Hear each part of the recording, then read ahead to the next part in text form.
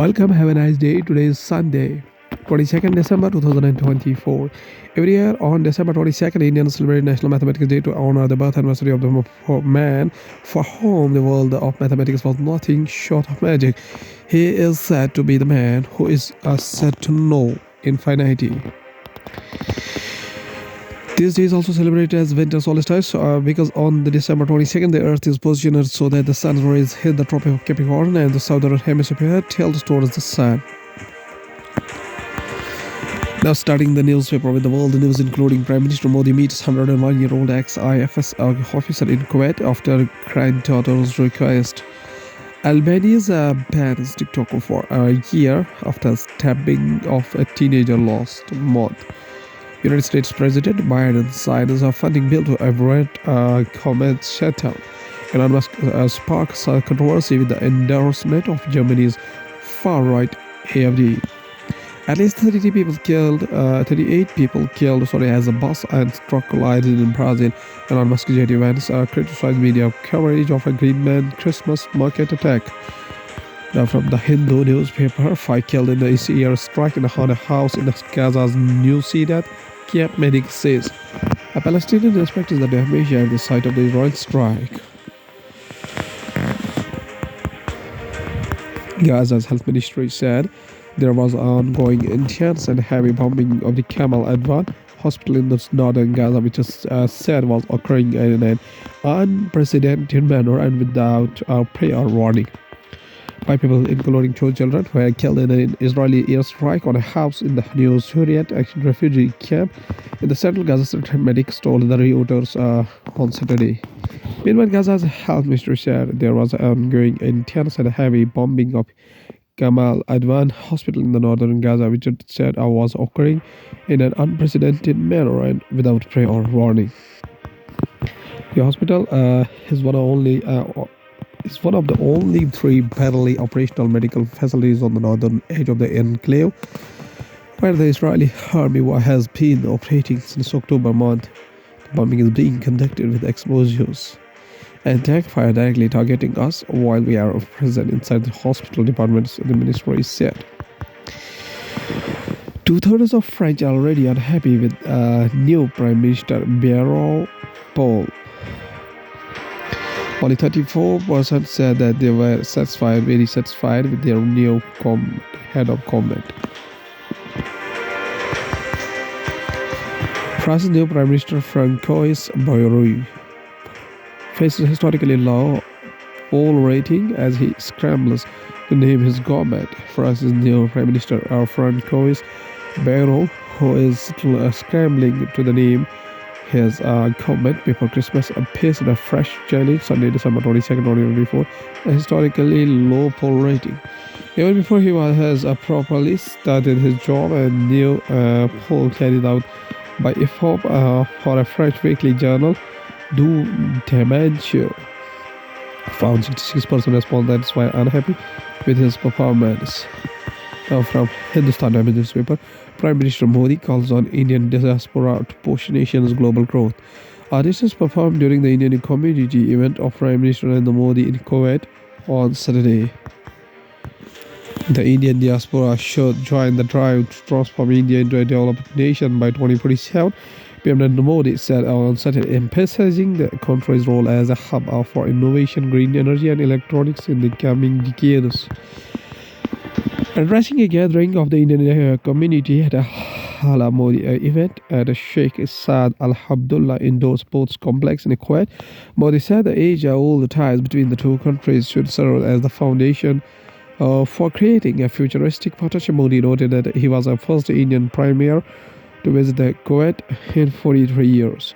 Nothing that Kuwait leaders and people have praised the skills and hard work of over 1 million strong Indian community in the Western Asian country. He said Indian teachers are creating the next generation of Kuwaiti citizens, while professionals such as engineers and architects are building the next generation of infrastructure. Green data growth now covers 25.17% of the India. The latest biannual state of forest report of the Forest Survey of India delayed by more than a year show that while India's green cover has grown to encompass 25.17% of its geographical area, almost all the growth, 149.13 square kilometer out of 156.41 square kilometer, has occurred outside the national forests through the plantations and agroforestry. India's total forest and tree cover has grown by 1,445 square kilometers, an area equivalent to Delhi, reaching 8,27,357 square kilometers, or 25.17% of the country's geographical area. According to the data released by the government on Saturday, that also revealed a complex picture where increased coverage through the plantations runs parallel to significant degradation of the natural forests.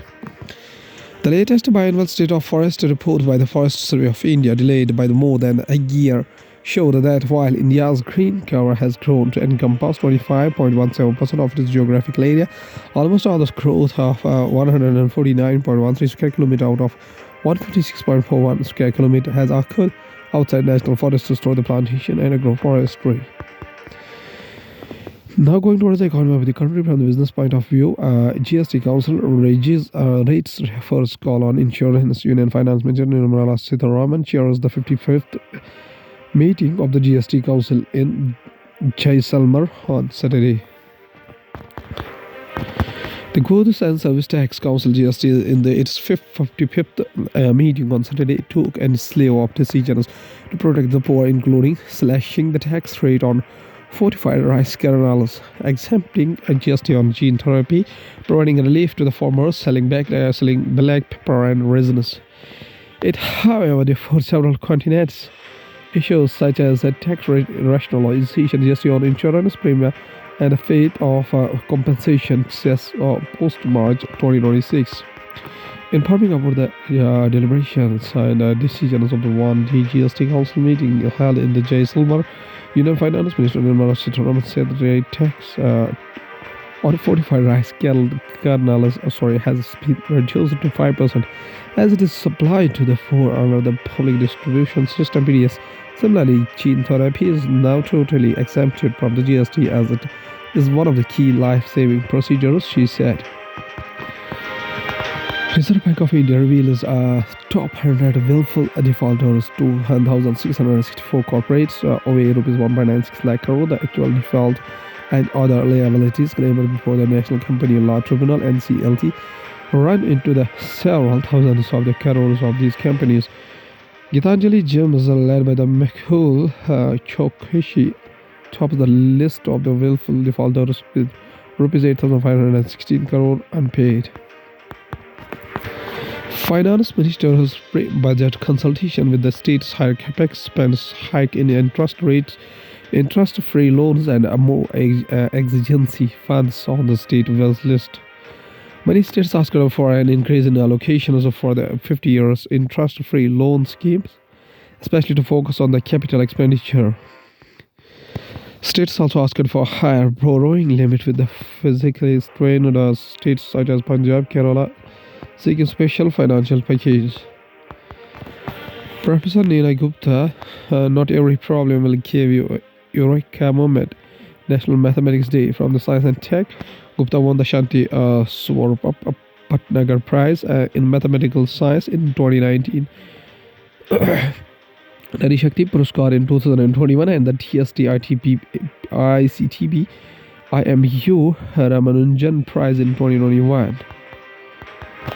Neena Gupta has done groundbreaking work on a fundamental problem in algebraic geometry called the Zariski cancellation problem. On the way to a conference dinner in Bangalore in 2014, Neena Gupta, then a postdoctoral student, was discussing the fundamental problem in algebraic geometry with the field expert, another student, and the her grade supervisor S.M. Bhatt-Vedkar.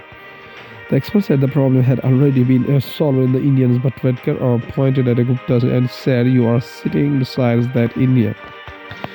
The expert said the problem had already been solved by the Indian, but Vedkar pointed at Gupta and said, "You are sitting beside that Indian. That kind of recognition is real."